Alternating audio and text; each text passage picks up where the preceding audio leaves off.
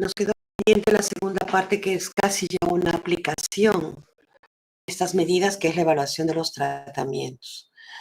Básicamente es comparar, ¿no? Comparar dos tratamientos, cuál es mejor. Pueden ser técnicas. Ahora que desarrollemos la clase, vamos a darnos cuenta que llamamos tratamiento. Hay que tener algo en claro, ¿no? La evaluación de los tratamientos, como bien dice acá, implica tener claro dos conceptos. Uno, lo que es el tratamiento y cómo va a ser la evaluación.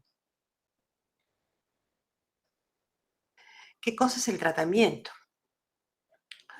Como bien dice también aquí, en el campo de la salud, tratamiento es una intervención. Ya habíamos hablado nosotros en clases anteriores lo que era una intervención. Una intervención era una actividad que se desarrollaba en algunos casos para efectuar las medidas preventivas, ¿no? Cuando se encontraban los factores de riesgo que estaban asociados a la propagación de un problema de salud, era importante que nosotros desarrollemos una intervención para poder disminuir este problema de salud. Entonces, es por eso que una de esas formas es lo que se considera un tratamiento o una intervención.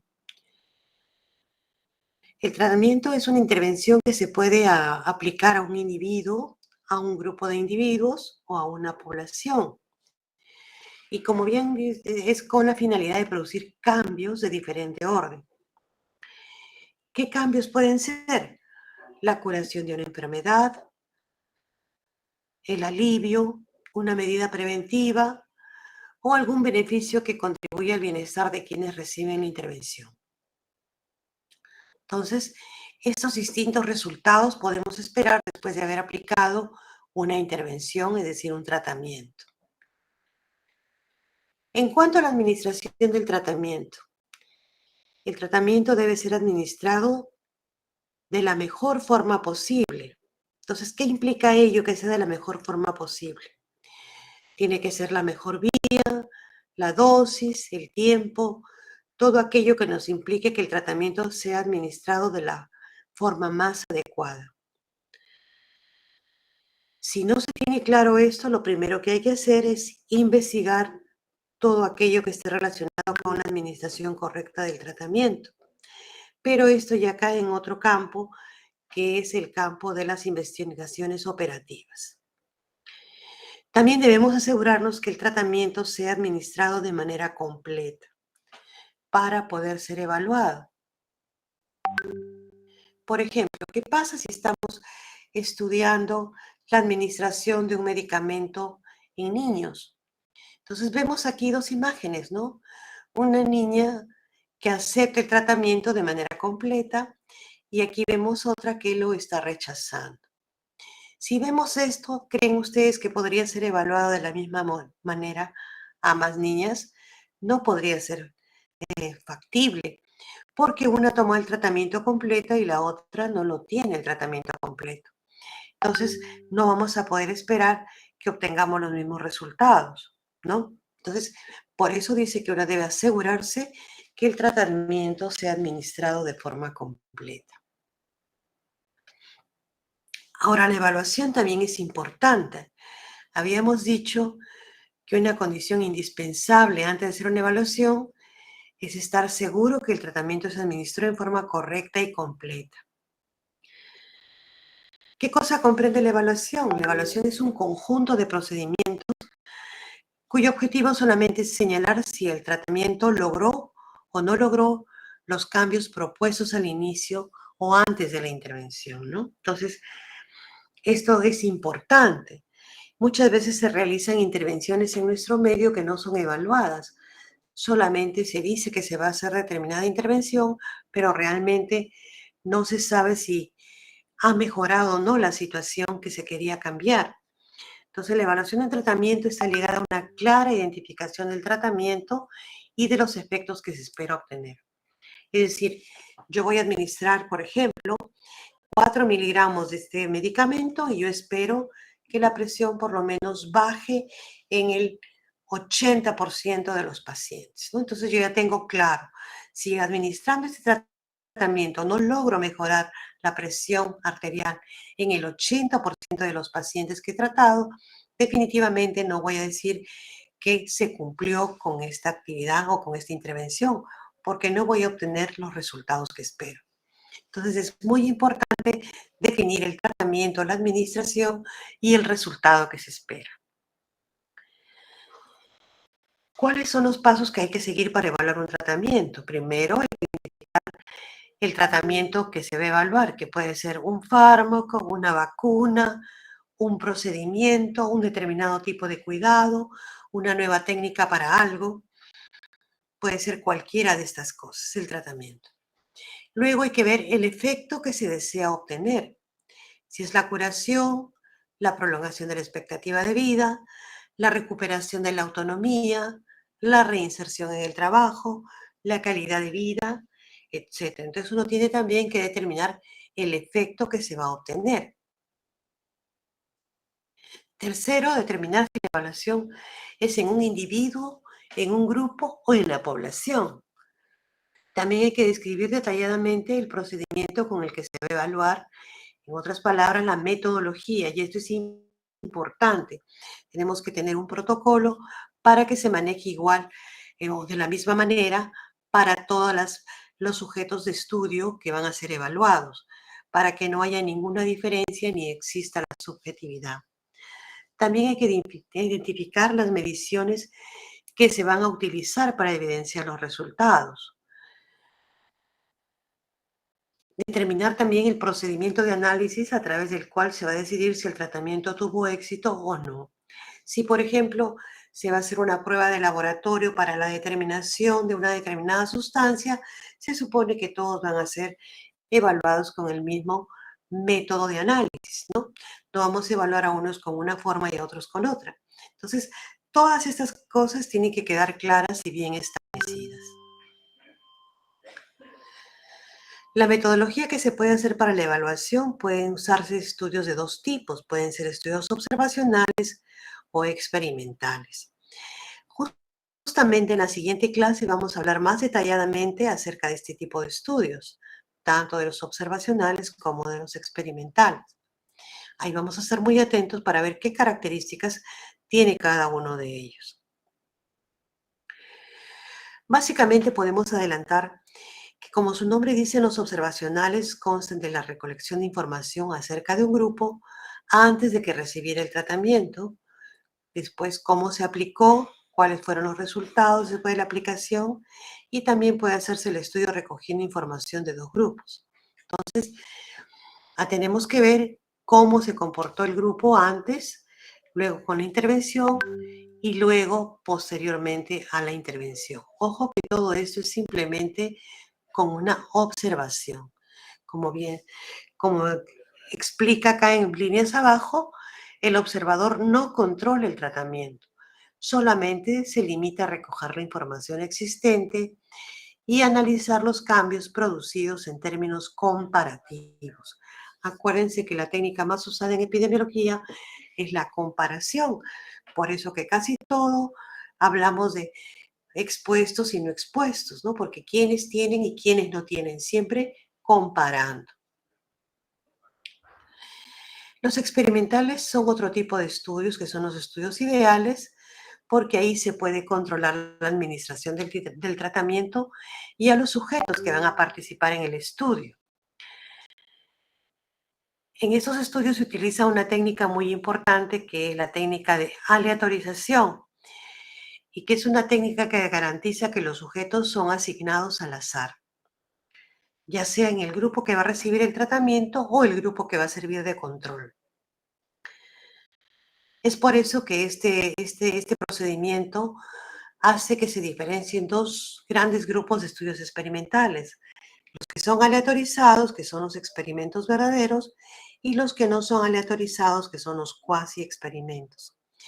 Cuando veamos el desarrollo de esos estudios, también vamos a ver en detalle cada una de las características de estos tipos de estudio. En cuanto a las mediciones, Si tenemos claro el efecto que se va a medir, también podemos escoger la forma de cómo se va a medir y esto va a estar básicamente en función de la naturaleza. Si el efecto va a tener dos o más resultados posibles, entonces el resultado se va a comportar como una variable y por lo tanto es susceptible de expresarse en diferentes escalas de medición. Desafortunadamente, como ustedes todavía no han llevado estadística, no saben las escalas de medición, pero vamos a mencionar algunas. Por ejemplo, tenemos 4 escalas de medición nosotros, ¿no? La nominal, la ordinal, la de intervalo y la de razón o proporción. Cada una tiene características específicas, pero la más sencilla es la nominal. Como su nombre bien lo dice, solamente nombra, ¿no? Por ejemplo, sexo, masculino y femenino, ¿no? En la ordinal, que implica un orden, ¿no? Por ejemplo, tenemos nivel socioeconómico alto, medio y bajo. Tenemos una ordinal porque hay 3 categorías. En el ordinal pueden haber 3 o más categorías. No pueden ser menos porque si no estaríamos en que sea nominal, que puede ser uno u otro. Entonces el ordinal implica un orden, una jerarquía, pero como mínimo deben haber 3 categorías. Categorías son cada una de las divisiones que va a tener la variable para en cuanto a su ordenamiento. La otra escala importante es la de intervalo, que generalmente la utilizan en aquellas que tienen que aplicar test, los test psicológicos.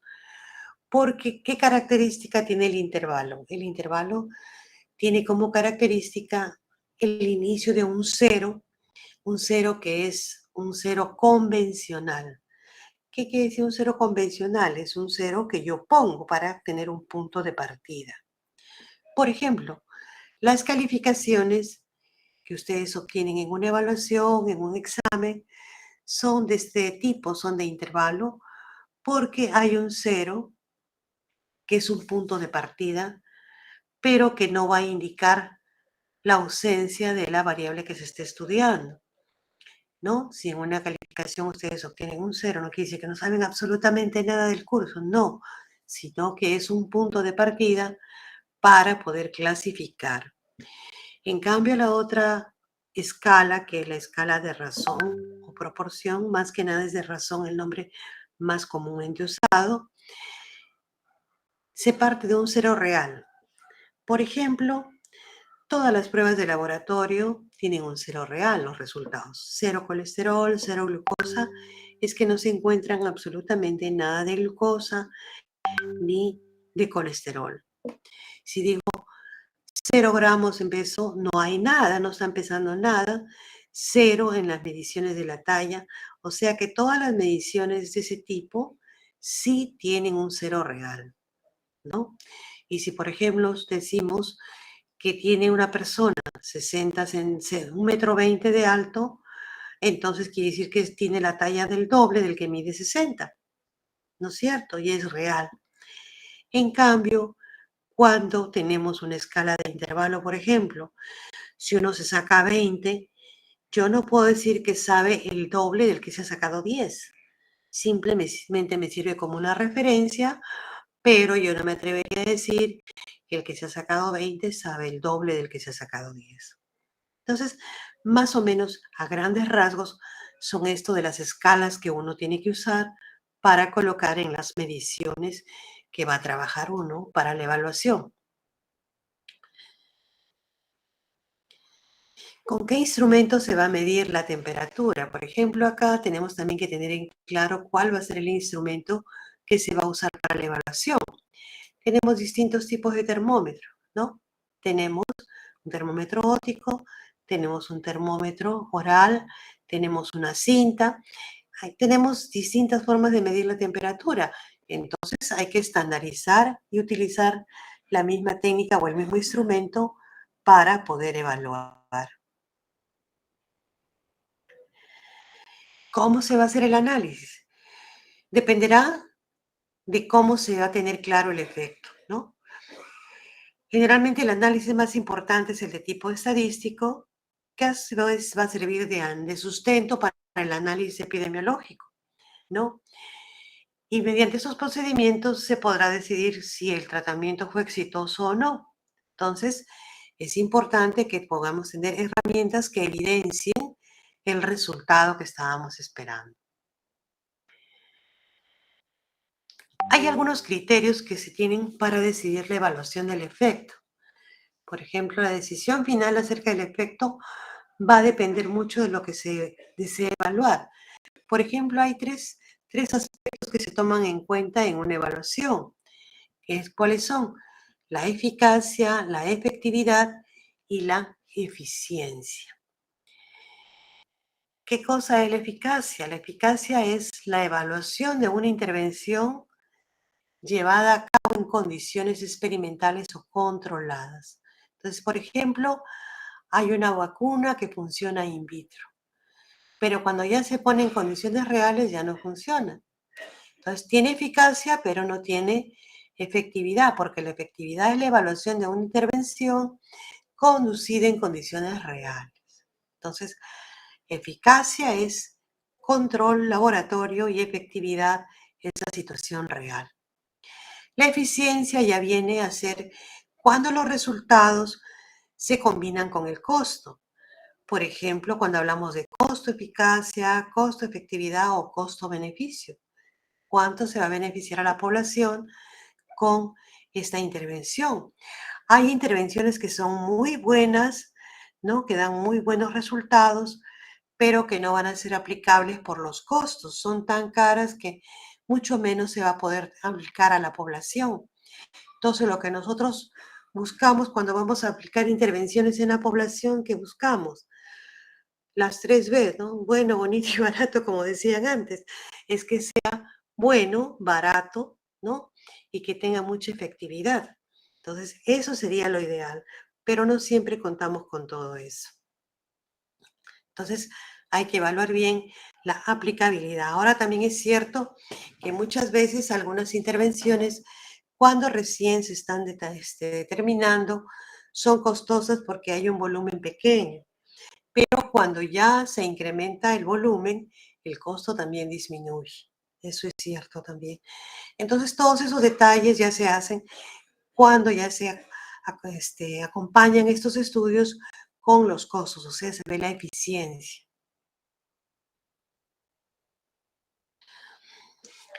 Aquí tenemos algunos ejemplos, ¿no? Dice, evaluación de un nuevo medicamento que controla mejor la fiebre que los que ya están establecidos, que los que existen en el mercado. Aquí, por ejemplo, da algunas ideas. No quiere decir que esta es la forma, no. Generalmente uno busca la mejor forma y de acuerdo a las posibilidades y factibilidad, de acuerdo a lo que uno está haciendo. Por ejemplo, acá dice para comparar al nuevo medicamento que controla mejor la fiebre que los ya establecidos o que los antiguos.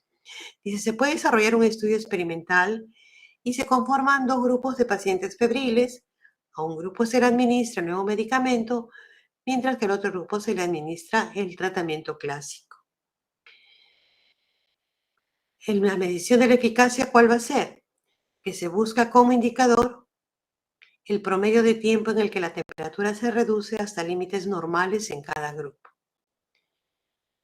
Entonces, en cada grupo se va a ver en cuánto se demora la temperatura en reducirse hasta los límites normales. Entonces, ¿cómo va a ser el análisis? El análisis lo voy a hacer comparando los promedios, ¿no? ¿Quién tiene el tiempo más corto para reducir, ¿no? La temperatura en cada grupo? Entonces, comparación de dos promedios. Y ustedes ya van a saber después por estadística que esta comparación puede hacerse con una prueba T, ¿no? Una prueba T que se utiliza para comparar promedios y el resultado de esa prueba pues podría establecer si las diferencias observadas son estadísticamente significativas. Entonces, por ejemplo, una aplicación estadística nos va a dar luces acerca de la efectividad de un tratamiento. Entonces, esto es importante y también es una aplicación que ustedes pueden ver de la estadística, que no solamente es un relleno, sino que hasta para cuando ustedes quieren hacer algún estudio. Otro ejemplo tenemos la evaluación de un tratamiento que se supone tiene una mayor eficacia curativa para una determinada enfermedad. Igualmente, se conforman dos grupos semejantes de sujetos que padecen de la misma enfermedad. Uno recibe el nuevo tratamiento y otro el tratamiento tradicional. Y luego, ¿cómo se va a medir la eficacia? Con la proporción de individuos declarados curados entre todos aquellos que recibieron o no el tratamiento. Entonces, para comparar estas proporciones, ¿qué vamos a usar? Podemos usar una prueba de chi cuadrado para saber si la diferencia observada entre las proporciones es estadísticamente significativa o no. Entonces, van a darse cuenta ustedes cuando lleven estadística que chi cuadrado sirve para comparar proporciones. Si además nosotros queremos saber cuán fuerte es esta asociación y cuánto aventaja un tratamiento a otro, nosotros podemos usar las mediciones del OR y el RR que ya ustedes han visto, ¿no? Entonces, porque esto nos va a decir cuán asociados están, ¿no? Por supuesto que con su intervalo de confianza para que vean la validez de esta medición del RR y del OR. Acá nos explica que sí es importante estimar el beneficio que el tratamiento proporciona a los individuos que lo reciben, también lo es saber si beneficia a toda la población. Y en este caso, además de la eficacia del tratamiento, estaríamos hablando o evaluando el impacto. El impacto es cuando se trabaja con toda la población. ¿Cuánto beneficia a la población? Ahí es el término de impacto.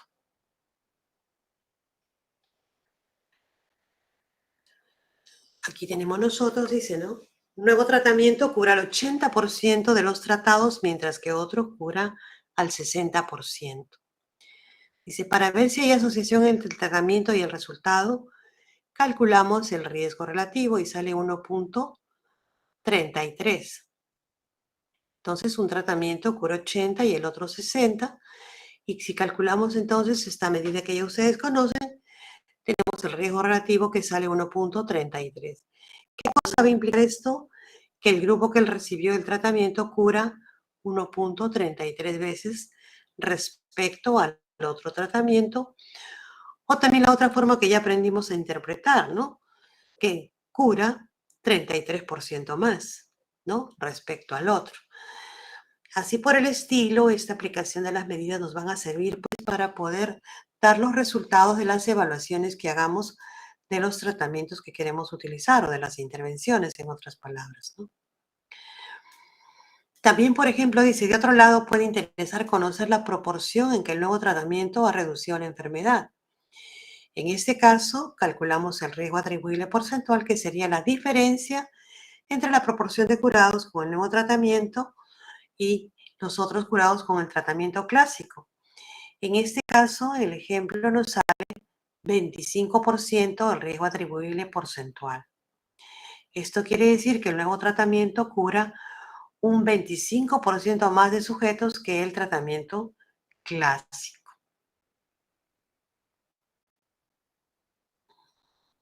Fíjense ustedes, entonces, la aplicación de todas las medidas que hemos estado viendo, cómo nos pueden ayudar a tomar una decisión respecto a los tratamientos que estamos evaluando.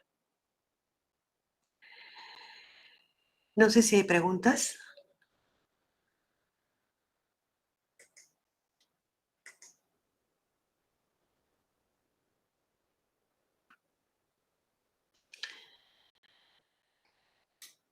¿Preguntas o no preguntas?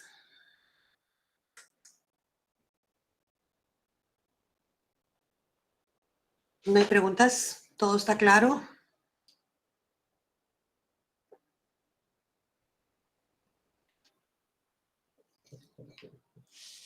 No hay preguntas hasta ahora, doctora. Gracias. Ok. Entonces, fíjense ustedes que para evaluar los tratamientos es muy importante, entonces, que nos aseguremos que el tratamiento ha sido aplicado de manera correcta y completa, ¿no? Como habíamos comentado, ¿se acuerdan en la primera práctica que habíamos tenido? Que no podíamos hablar de protección específica porque se haya distribuido los condones, ¿no? En el ejemplo, en el ejercicio.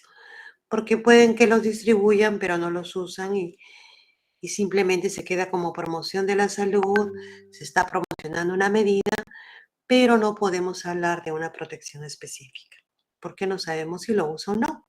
Entonces es una intervención en la que no nos garantiza eso. Si nosotros escuchamos que la persona sí nos comenta que lo usa, que todas las veces, entonces ahí sí podemos hablar de una protección específica. Caso contrario, no podemos decir nada.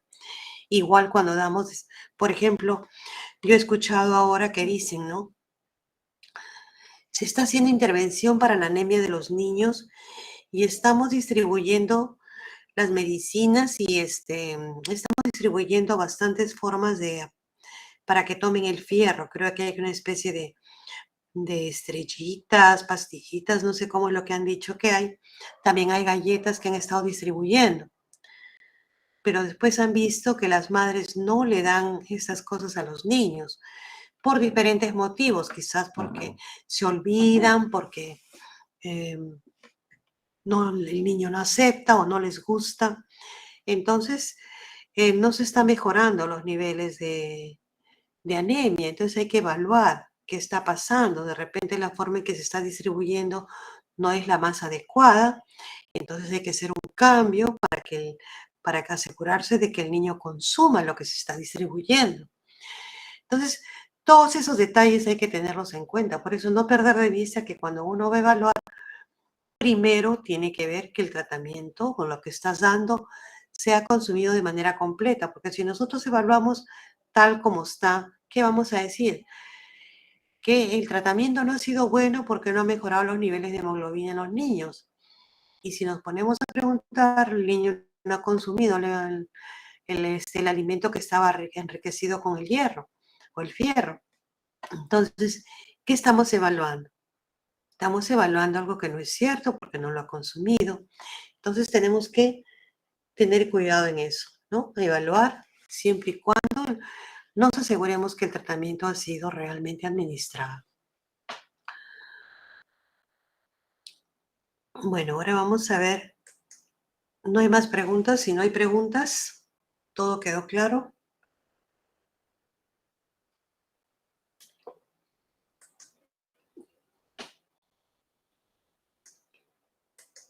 Entonces vamos a...